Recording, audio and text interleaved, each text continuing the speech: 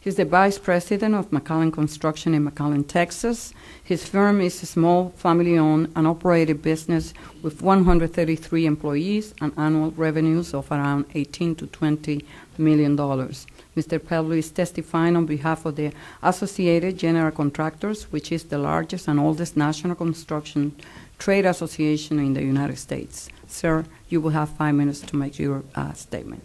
Thank you. Good afternoon, Chairwoman Velasquez, Ranking Member Graves, and members of the committee. Thank you for the opportunity to testify on how federal regulation over water and wetlands impacts my company and my community. My name is Trey Pebley. I am Vice President of McAllen Construction located in McAllen, Texas. McAllen is a small family-owned and operated business that builds bridges and installs municipal utilities such as water lines, sanitary sewers, and storm sewers.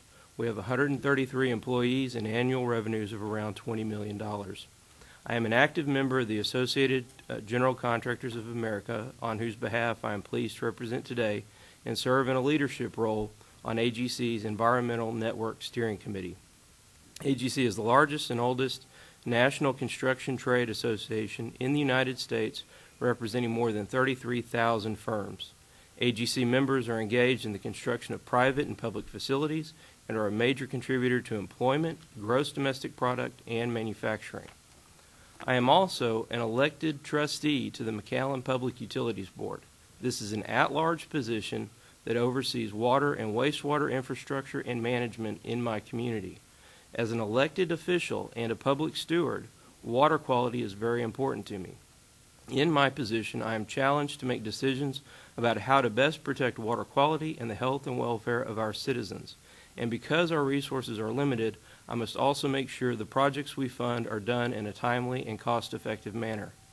That is why I'm concerned about a bill called the Clean Water Restoration Act that would fundamentally expand the federal jurisdictional scope of the Clean Water Act and displace state and local jurisdiction over land and water use. Such efforts would cause significant disruption to the construction industry and adversely affect not only AGC's membership, but also the health and welfare of the general public.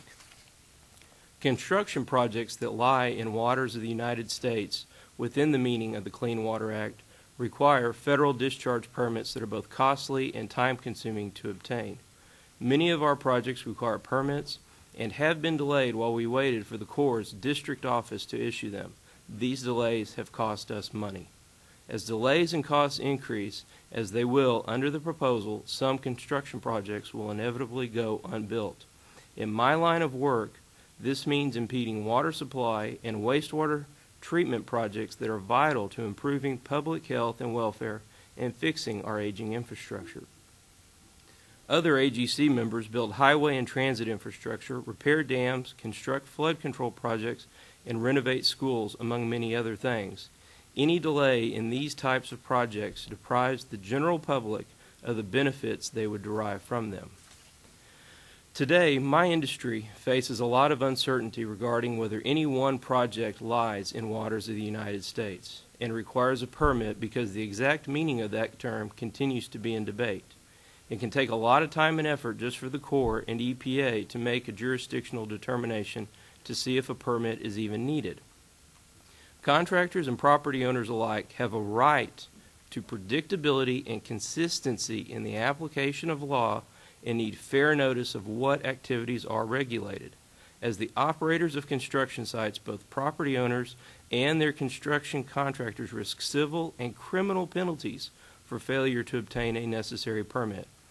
AGC is committed to protecting and restoring the nation's waters, but we do not believe that it is in the nation's best interest to put everything under federal jurisdiction in the interest of clarity.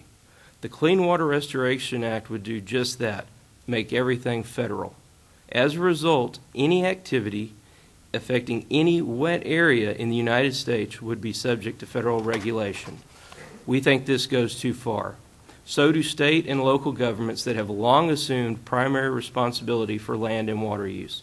The proposal would give the Corps and EPA unlimited regulatory authority over all waters, period, including groundwater. This is of serious concern to us as underground contractors.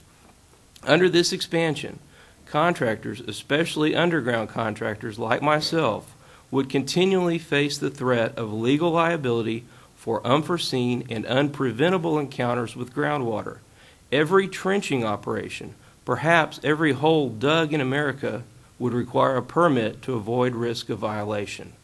Finally, I would like to add a thought on the so-called compromise version of the proposal that the Senate Environment and Public Works Committee approved in June. It still results in the same outcome AGC opposes, fundamentally expanding the scope of federal jurisdiction. I understand that Representative Jim Oberstar may reintroduce his bill shortly and include the Senate's changes. Time is expired. During the question and answer period, you will have an opportunity to expand on any point that you were not able to make at this point.